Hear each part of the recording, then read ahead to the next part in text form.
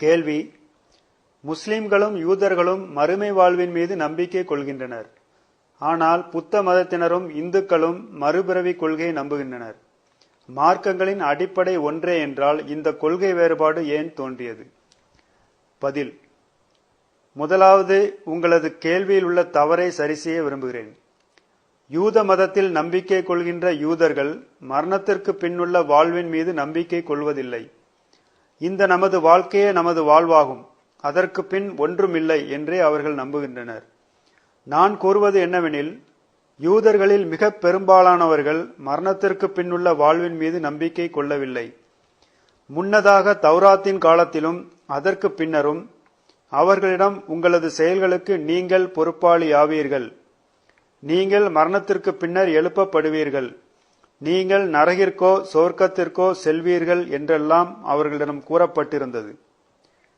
ஆனால் ஹசரத் நபிகள் நாயகம் ஸல்லல்லாஹு அலைஹி வஸல்லம் அவர்களின் காலத்தில் வாழ்ந்த யூதர்கள் நாஸ்திகர்களாகவே மாறிவிட்டனர்.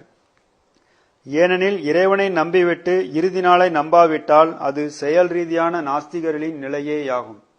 எந்த தண்டனையோ விசாரணையோ இல்லை என்றால் இறைவன் மீது நம்பிக்கை கொள்வதில் எந்த குறிக்கோளும் இல்லை. ஏனெனில் இந்த உலகில் சிலர் தொடர்ந்து துன்பத்தை அனுபவிக்கின்றனர். சிலர் தமது குற்றங்களை செய்து கொண்டே இருப்பினும் ஆடம்பர சொகுசான வாழ்க்கை வாழ்ந்து கொண்டிருக்கின்றனர்.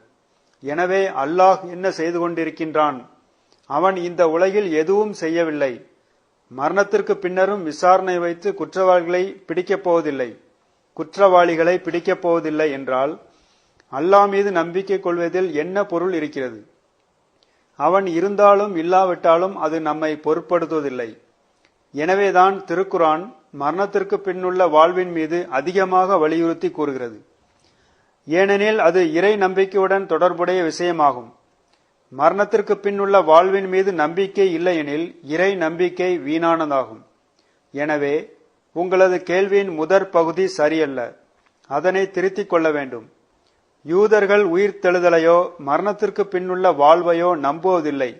அவர்கள் இந்த வாழ்க்கைதான் எல்லாம் என்றும் நம்புகின்றனர். அவர்களுக்கு தரப்பட்டுள்ள வாக்குறுதிகள் எல்லாம் எதிர்கால சந்ததிகளிடம் நிறைவேறும் என அவர்கள் நம்புகின்றனர்.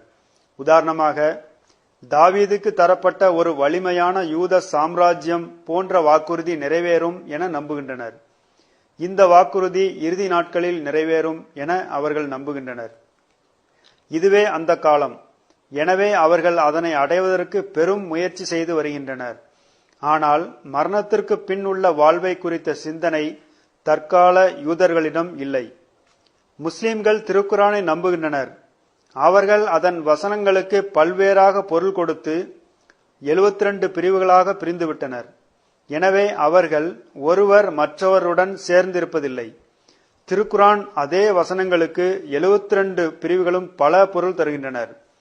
எனவே வெளிப்படையாக பார்க்கும்போது ஒரு வேத நூலாக இருப்பினும் உண்மையில் 72 வேத நூல்கள் உள்ளன.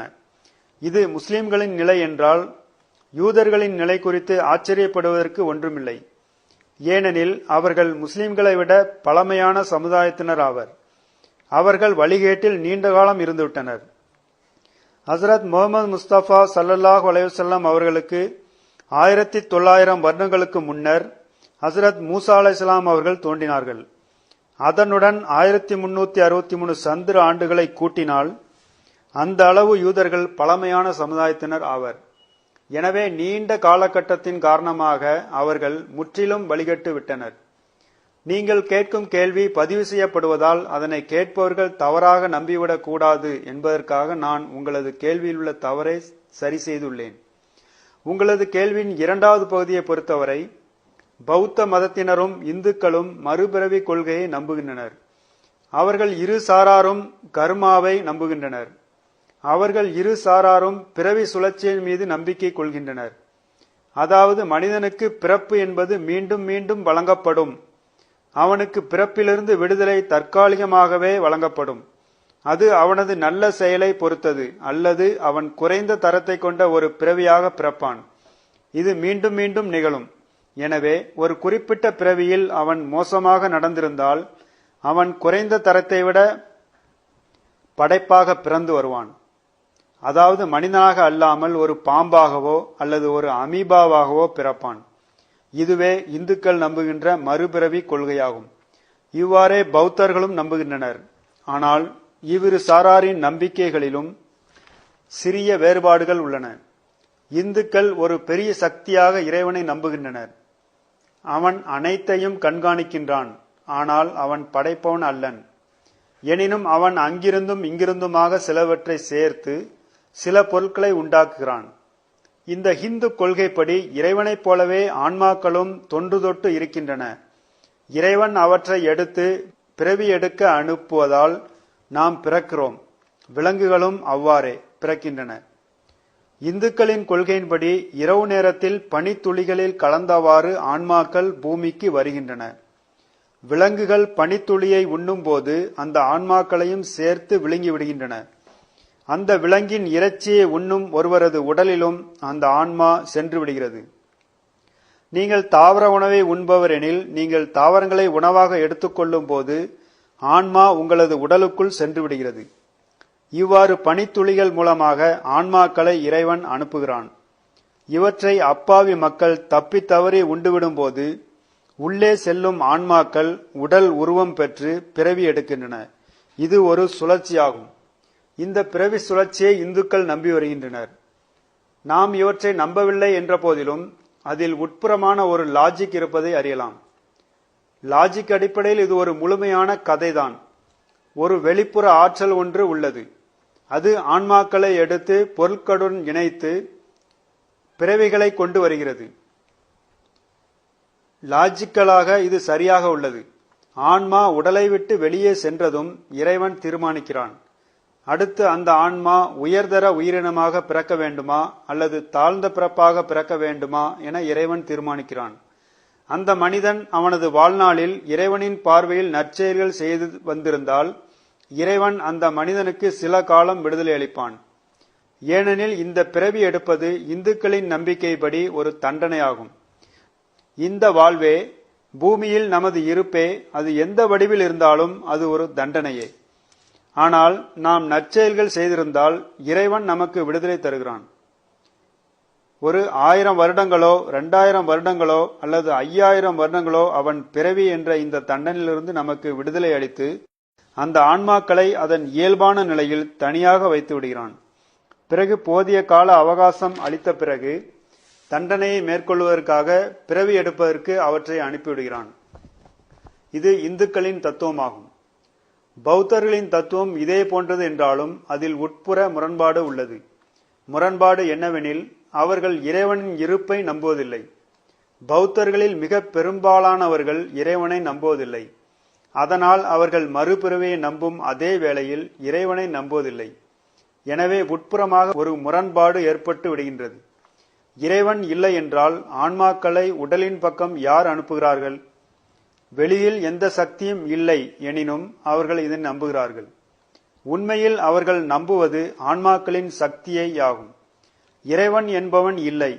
ஆனால் ஆன்மாக்களில் சக்தி, ஆற்றல் உள்ளது. அந்த ஆற்றல் ஆன்மா பிறவியிலிருந்து விடுதலை பெறுவதற்கும் காரணமாக உள்ளது. அதன் பின்னர் அந்த ஆற்றல் செலவிடப்பட்ட பின்னர் அந்த ஆன்மா தானாகவே பிறவி சுழற்சியில் சிக்கிக் கொள்கிறது.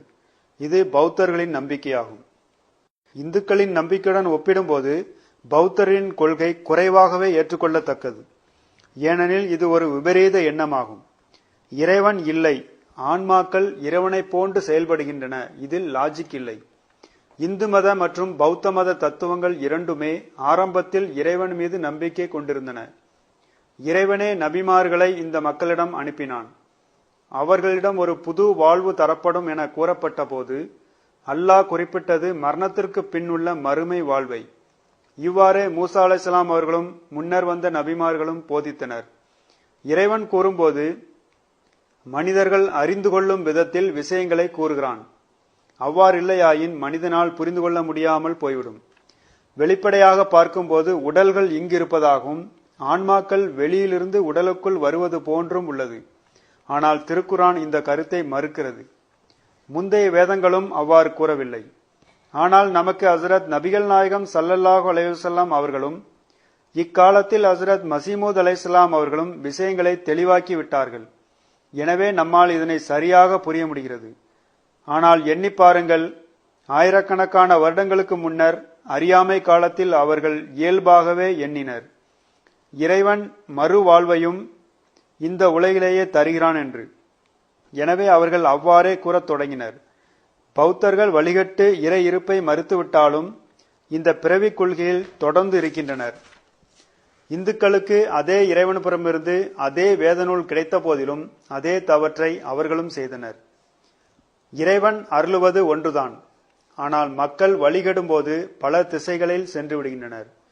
இந்திய சமயங்களில் ஏற்பட்டுவிட்ட தவறுகள் ஒரு திசையில் இருக்கின்றன. மத்திய கிழக்கு நாடுகளில் அருளப்பட்ட சமயங்களில் ஏற்பட்ட தவறுகள் மற்றொரு திசையில் இருக்கின்றன. சீனாவில் தோன்றிய சமயங்களின் தவறுகள் வேறு விதமாக உள்ளன. ஆனால் இந்த மார்க்கங்களின் அடிப்படை ஒன்றாகவே உள்ளது.